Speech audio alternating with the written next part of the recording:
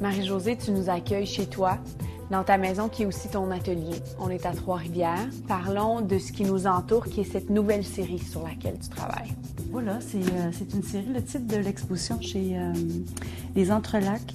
Donc, c'est toutes les choses qui nous lient ensemble, les humains, avec tout ce qui se passe en haut dans l'univers aussi, puis c'est tout un espèce de...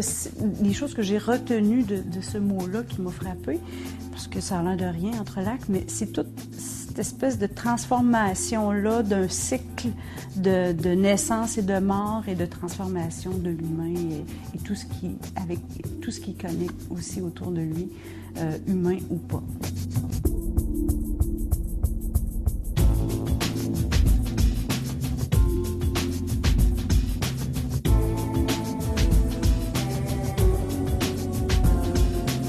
Il y a un côté très sensuel dans tes œuvres. Je sais que je parle beaucoup des relations humaines, on s'entend, mais bon, particulièrement homme-femme, ou en tout cas dans l'intimité, parce que pour moi, c'est vraiment quelque chose de très intime, donc très difficile aussi et très épeurant à la limite. Donc c'est là qu'il y a le plus de difficultés, donc c'est là que j'ai le plus de fun à dire un paquet de choses, là.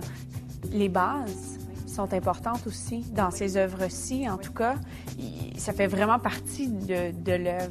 Ça représente pour moi, évidemment, parce que bon, c'est propre à chacun, là, mais pour moi, ça représente une assise.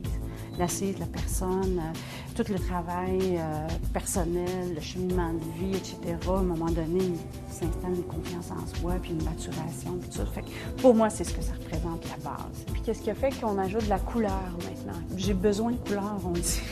Puis il n'y en a pas beaucoup dans les tableaux, fait que là, je me revanche sur les sculptures, puis j'aurais jamais pensé, rajouter de la couleur au niveau des sculptures.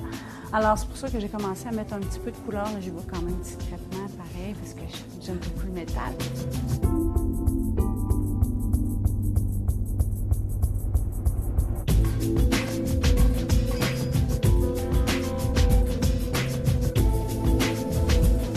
Le métal, qu'est-ce qui t'a attiré de cette matière première?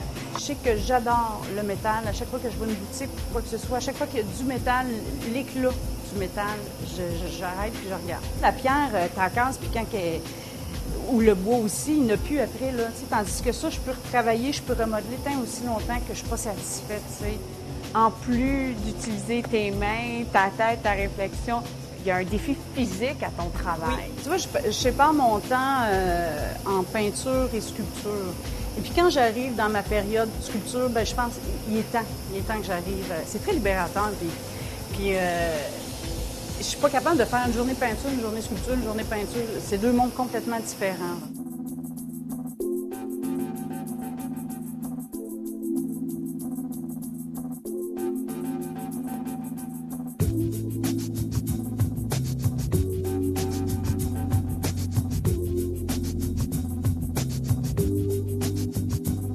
Jérôme, tu travailles avec Marie-Josée dans cette plus récente série qui s'appelle Entrelacs. Marie-Josée puis moi, on est deux artistes on se connaît depuis longue date. Et puis, nos approches artistiques sont très différentes. Et, moi, je suis complètement le contraste. Je suis le contraire de elle. Donc, je travaille très petit, très fin. Tu graves donc sur son métal. L'image est déjà appliquée à prime abord. Oui. Est-ce que tu te laisses inspirer de ce qui est déjà, de l'impression qui est déjà faite, ou est-ce que tu as déjà dans ta tête, ou vous avez déjà a priori discuté de ce qui va être créé de vos deux travaux? Bien, on parle beaucoup, énormément. Ça, la communication est hyper importante dans notre projet. J'ai toujours été un fan de Marie-Josée avant de travailler pour elle, d'ailleurs. Fait que ça l'aide déjà beaucoup. J'ai toujours compris son travail. Je la comprends en tant que personne et artiste. Donc, voir les deux, puis apprécier les deux, c'est facile pour moi. Bien, ça a été facile, en fait, non, au début, là, mais maintenant, j'ai une grande facilité d'embarquer dans son travail.